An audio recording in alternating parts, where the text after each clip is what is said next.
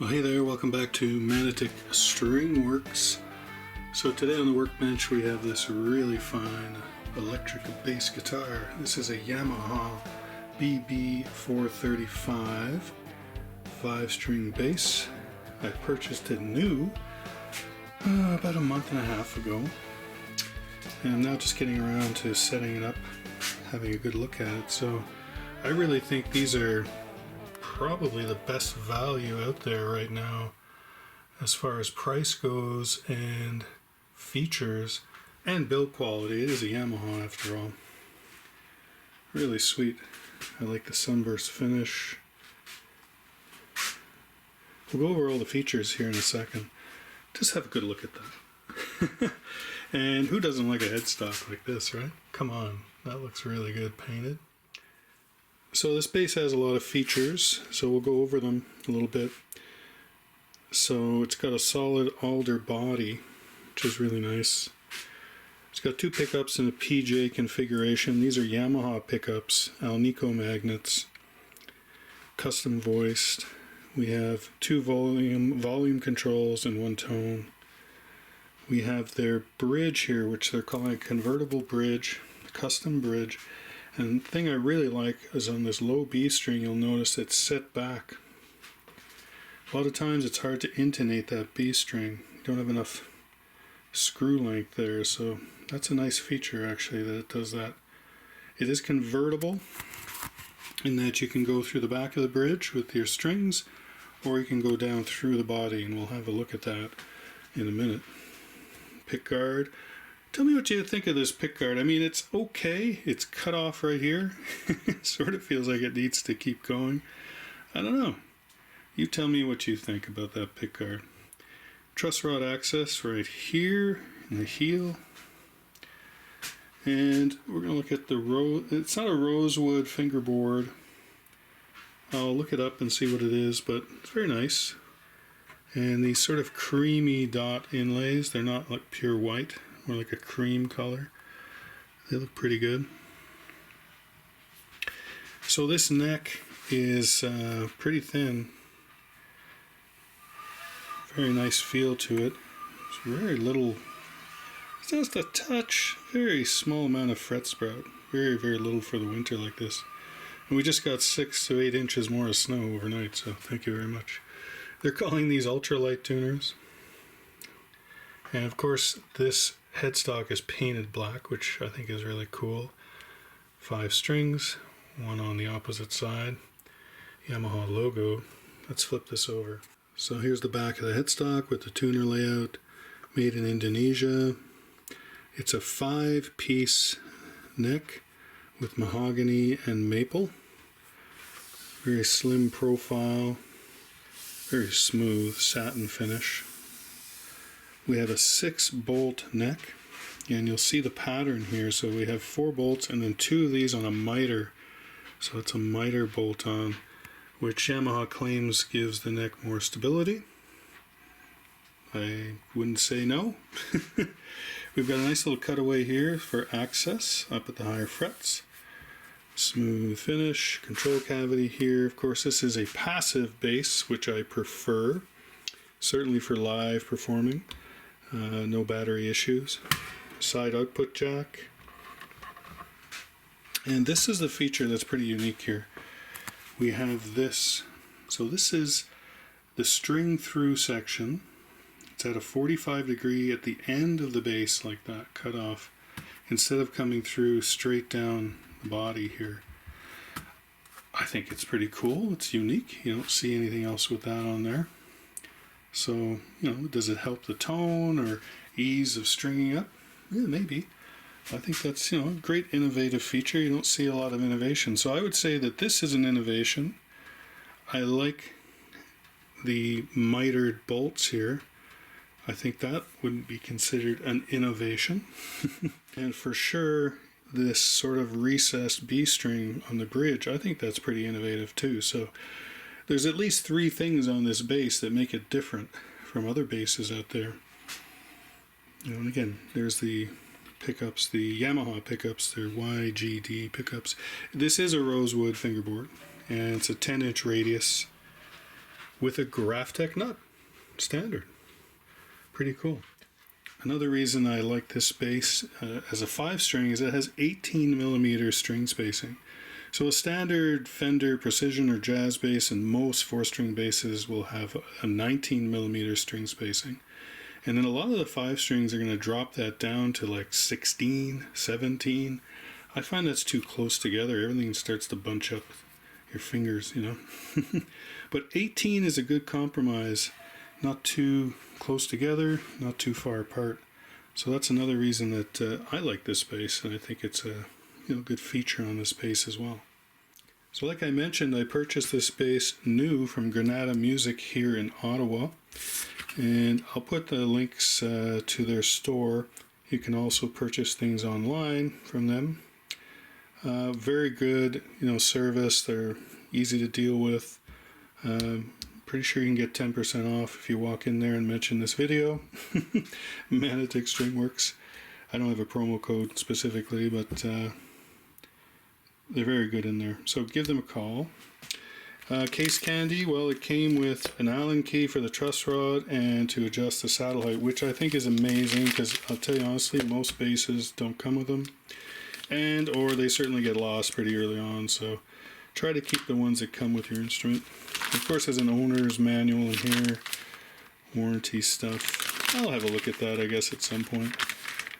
And I just printed off some of the features here of the bass itself. So I'm curious to see how this sets up. It's not bad the way it came from the store, and I didn't ask them to do anything. This is how the bass showed up from Yamaha. So I'm just going to set it up like I normally would. We'll see how it sounds. Curious to know how much this bass weighs. Well, it's just under 9 pounds, 8.98 pounds. It's pretty light for a 5-string bass. Okay, I'm going to check the neck relief, which is always the starting point. So I like to see 10 thousandths at the 7th fret for a bass, 8 to 9 thousandths on a guitar. If it goes lower than that and it doesn't clank around, then that's okay. Capo on the 1st fret. I'm going to push down, somewhere near the last fret is fine. Wherever the neck and the body join, but I'll do the last fret. And I never do it on the B string, so the 5th string on a 5-string. I always still do it on the E string. Yeah, I can't put 10 thousandths under there. Let's try 8 thousandths and see what that gives us. Yeah, same thing. So we need some neck relief for sure, and not surprising with the winter weather here. So this bass has an access for the truss rod adjustment here at the heel of the neck. So let's have a look at that. So like I mentioned earlier, it does come with a truss rod wrench, which I suspect is 4mm. Sort of looks like that.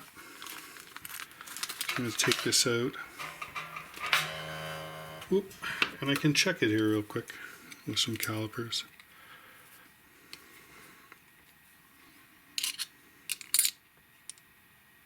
Yeah, 3.91.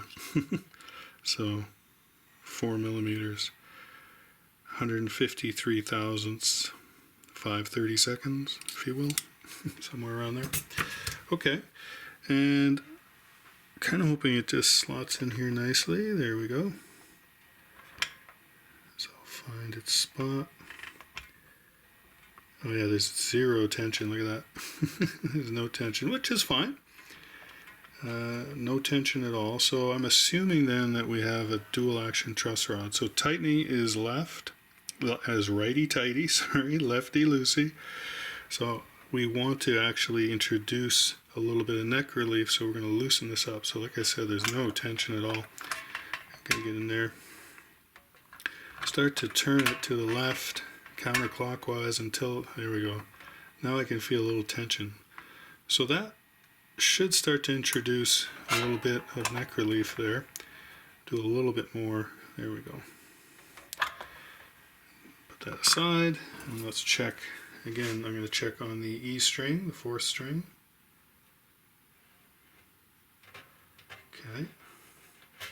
Didn't do too much. Might need a little more. Let's get back in there. I like this adjustment. It's easy to get to. Okay. Get back under there. Okay, there we go. It's starting to loosen up a little bit. Go a little more. Like I said, this has been sitting around for a month and a half, maybe even 2 months now. Yeah, that's good. Okay, so we're right around 10. I'll try the 8 thousandths feeler gauge. Yeah, it's not touching, so that's good. While we're down this end of the bass, let's check the pickup heights, and I'll use my pickup and string height gauges here, which you can purchase a set of at manticstringworks.com. I'll leave a link in the description.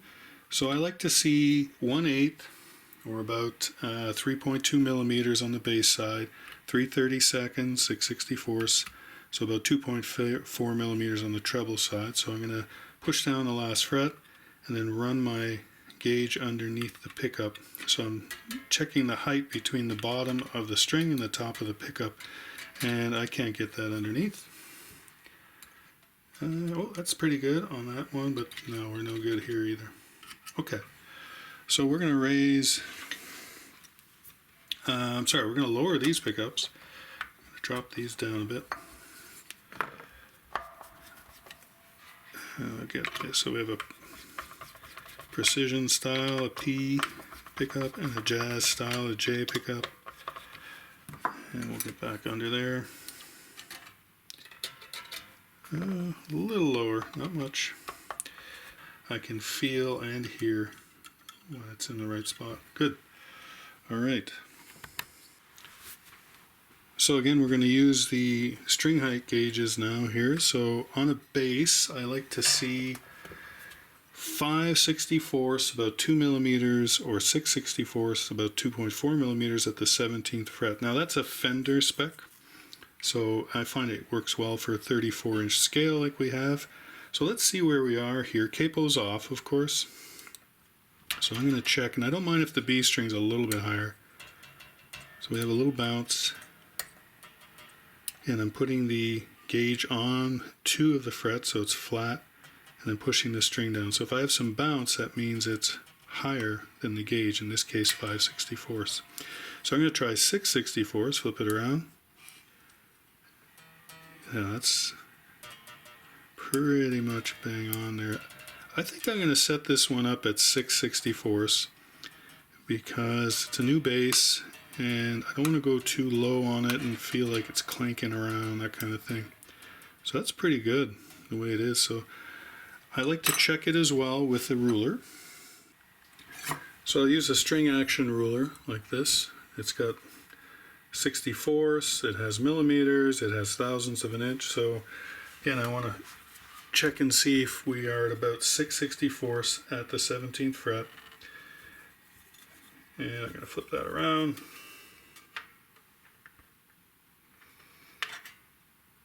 And we're just a hair above, just like I saw with the gauges, just a hair above 6 on all of the strings.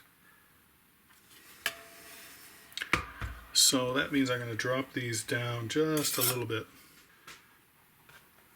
Now this bass came with a little Allen key here. Well, I assume works on the saddles. It's good. I'm pretty sure this is a 1.5. Yeah. So I'd rather use my precision Allen key, if you will. Yeah. So if you take the string gauge, and I'm using 6/64, so 2.4 mils about. I'm going to put it right under the string, and you can hear it's not touching it. And if I lower the saddle just a little bit at a time, keeping them even, oh, I'm touching the string now, so you can hear it and feel it. And again, that's why I like these gauges. I don't have to keep flipping the bass up and down. Yeah, touching. That's pretty close already. Drop it just a hair. Yeah. I hope you can hear that. Oh, that's a little too much. Very minute adjustment. And the B string, I'm going to raise that B string. This is actually touching, so I'm going to raise it up a little bit. There we go. That adjusted really nicely, actually. Right, I'll just double check here the string action ruler. And yeah, we're right on 6 now. That's good. Okay.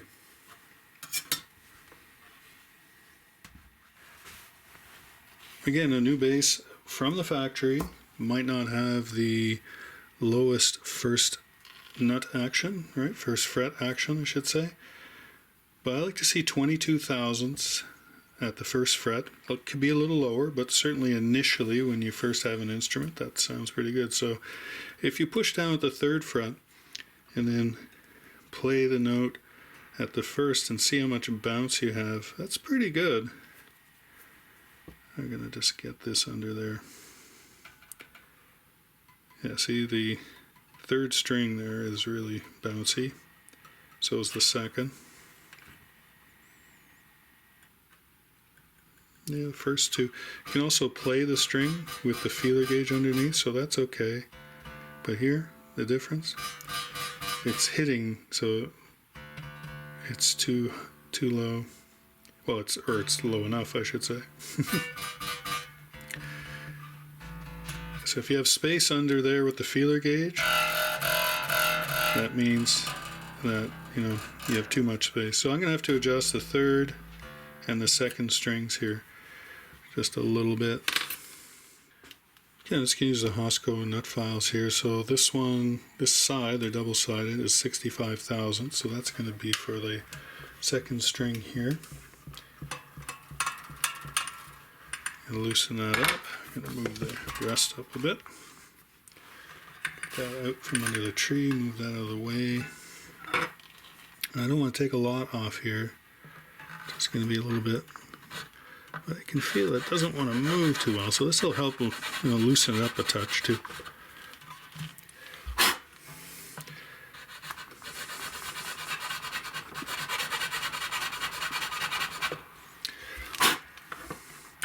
So just do that a few times back and forth, and that'll get us about where we need to be, and then you just keep checking them, right?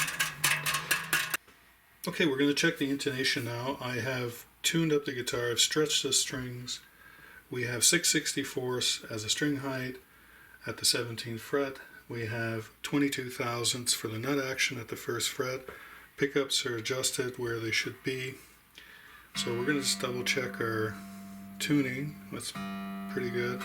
Do the harmonic at the 12th fret and the fretted note. Oh, that's bang on. Okay. The D, we're a little sharp. So always tune up to the note.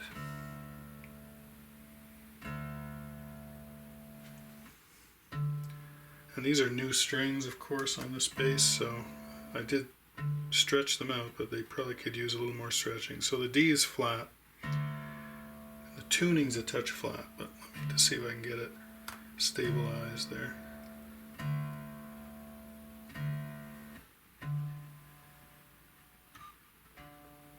Yeah, so it is definitely flat. The A, we're sharp, so I'll tune it up.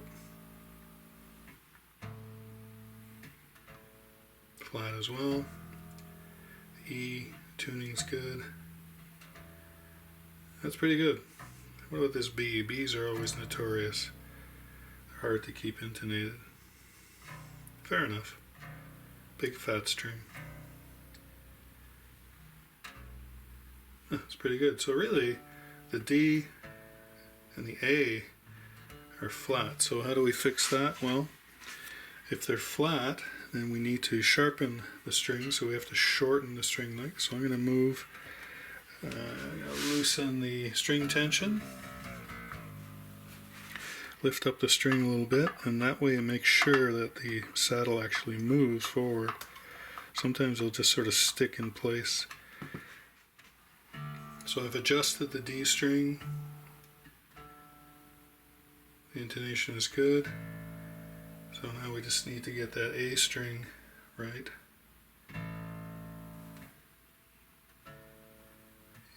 It's quite flat. So I'm going to loosen that up a bit. I'm going to move that saddle forward. And just do a little at a time.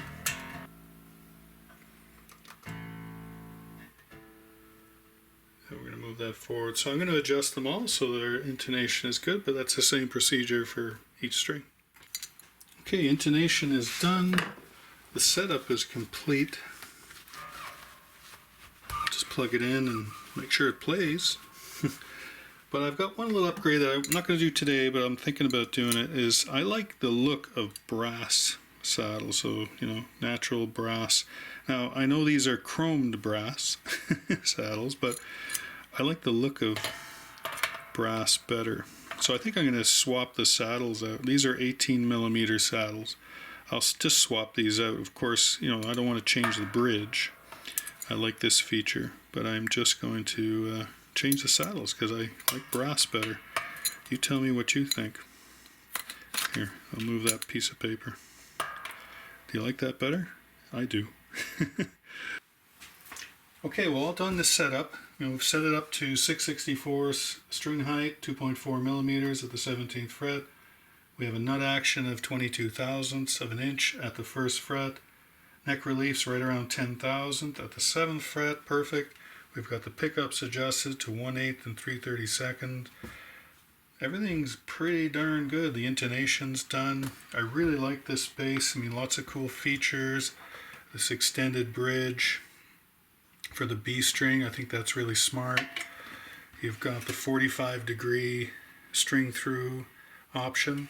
Of course, you can also go through the bridge too, so that's, you know, you got two options there. We have 6 bolts for the neck. 2 of them are at a 45-degree angle, which should add some stability. 5-piece maple mahogany neck, very slim profile. I like that painted headstock. Tell me what you think about that. Broad bass. I mean, aesthetically, there's really nothing, you know, to say about this bass other than it's really nice. Alder body, sunburst with the rosewood fingerboard. So yeah, I'm in love with this bass so far. I've set it up. Of course, I'm going to let it, you know, play with it for the next couple of weeks. Make any adjustments that you need. You'll have to make adjustments. Any new instrument, but I'm not anticipating any major issues. You know, the bench amp is not the greatest.